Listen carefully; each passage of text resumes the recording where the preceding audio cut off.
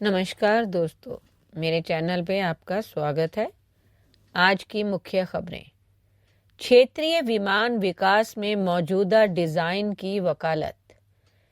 विमानन मंत्रालय के साथ कई चर्चाओं में भारतीय निजी एरोस्पेस कंपनियों ने देश के भीतर कम दूरी की उड़ानों के लिए क्षेत्रीय एयरलाइन के विकास के लिए मौजूदा विमान डिज़ाइन को अपनाने की जोरदार वकालत की है। उनका तर्क है कि इस दृष्टिकोण से विकास लागत में उल्लेखनीय कमी आएगी और इस तरह की महत्वाकांक्षी परियोजनाओं के लिए परीक्षण सुविधाओं में भारत की मौजूदा सीमाओं को देखते हुए क्लीन स्लेट डिज़ाइन से शुरू करने से जुड़े जोखिम कम होंगे। निजी क्षेत्र ने बताया कि स्थापित डिज़ाइन का लाभ उठाकर भारत नए विमान विकास से जुड़े व्यापक और महंगे अनुसंधान एवं विकास चरण को दरकिनार कर सकता है। इससे न केवल बाजार में आने का समय कम होगा बल्कि वित्तीय जोखिम भी कम होगा, जो ऐसे उद्योग में विशेष रूप से आकर्षक हैं जहां लागत तेजी से बढ़ सकती है। अगला, एमका का आंतरिक हथियार बे सिमुलेशन एस्ट्रा मिसाइलों को समायोजित कर सकता है। उन्नत मध्यम लड़ाकू विमान यानी एमका का विकास भारत के लिए सबसे महत्वाकांक्षी और रणनीतिक एरोस्पेस कार्यक्रमों में से एक रहा है। एमका की एक प्रमुख विशेषता उसकी स्टेल्थ क्षमताओं के लिए डिज़ाइन है और यह सुनिश्चित करने के लिए कि यह सुविधा पूरी तरह से साकार हो, विमान को एक आंतरिक हथियार बे यानी IWB से सुसज्जित किया जाएगा। यह डिज़ाइन विकल्प कम रडार क्रॉस सेक्शन यानी RCS को बनाए रखने के लिए अभिन्न है, जो दुश्मन के रडार सिस्टम द्वारा पता लगने से बचने के लिए विमान की क्षमता को बढ़ाने के लिए एक महत्वपूर्ण कारक है। एरोनॉटिकल डेवलपमेंट एजेंसी और रक्षा अनुसंधान एवं विकास संगठन द्वारा हाल ही में किए गए विकासों ने एमका के IWB यानी इंटरनल विंड बे, विशेष रूप से भारत के एस्ट्रा BB रैम जो है उसके साथ उसकी अनुकूलता के बारे में महत्वपूर्ण जानकारी प्रदान की है।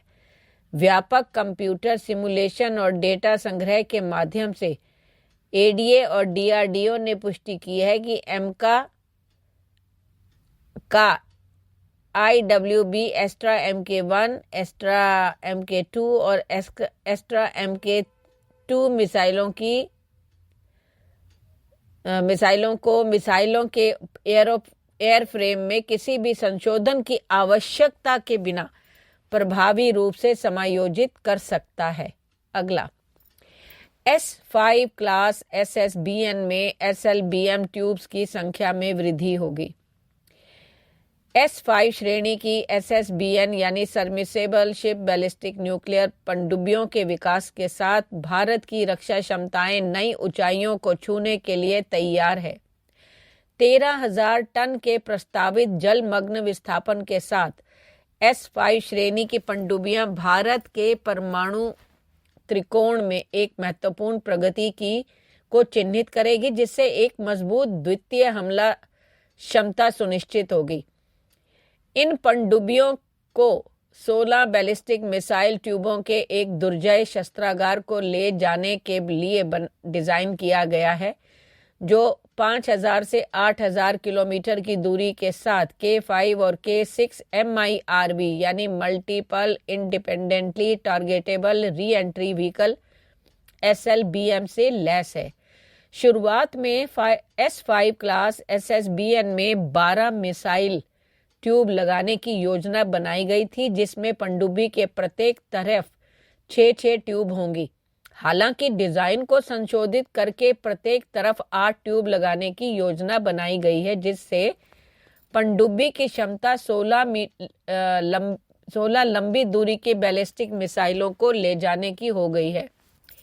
यह महत्वपूर्ण वृद्धि तेजी से विकास हो रहे रणनीतिक माहौल में एक विश्वसनीय और शक्तिशाली प्रतिरोध बनाए रखने के लिए भारत की प्रतिबद्धता को रेखांकित करती है।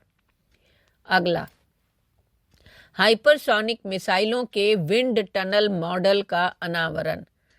रक्षा अनुसंधान एवं विकास संगठन DRDO ने हैदराबाद में अपनी हाइपरसोनिक विंड टनल सुविधा में 3 अभिनव मिसाइल प्रणालियों के विंड टनल मॉडल को सार्वजनिक रूप से प्रदर्शित करके हाइपरसोनिक प्रौद्योगिकी में एक महत्वपूर्ण कदम उठाया है।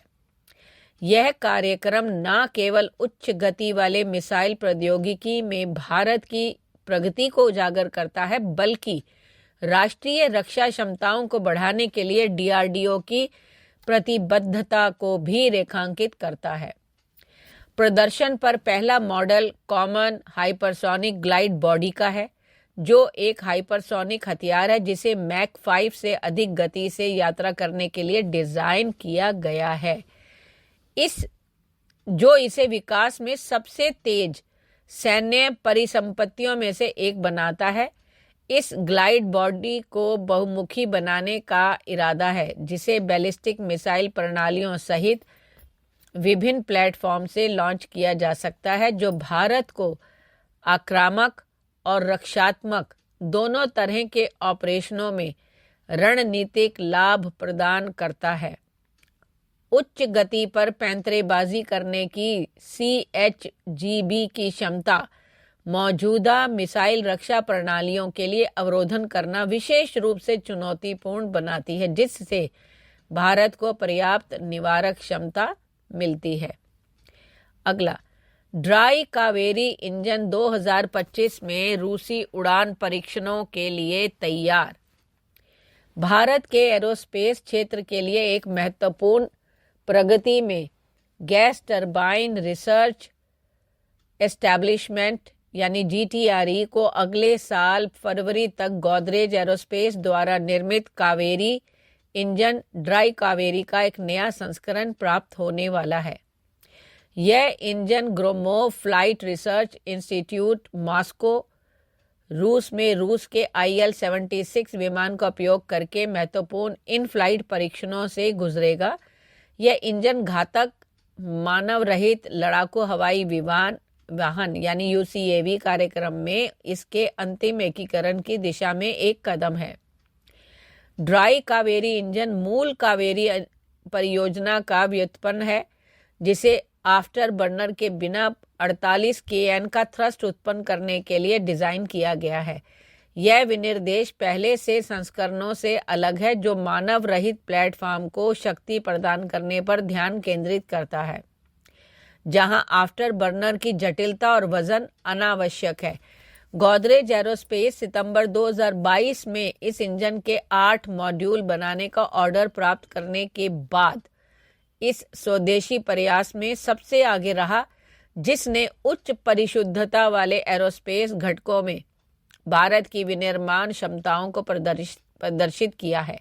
अगला, LCA Mk-1A विमान के लिए अनुबंध वार्ता। भारतीय वायुसेना और HAL वर्तमान में CNC प्रक्रिया के दौरान से गुजर रहे हैं, जो भारत के स्वदेशी लड़ाकू जेट के विस्तार की दिशा में एक महत्वपूर्ण कदम है।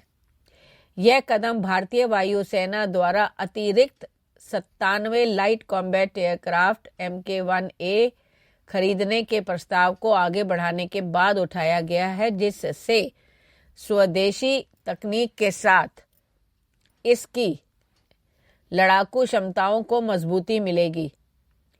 धन्यवाद।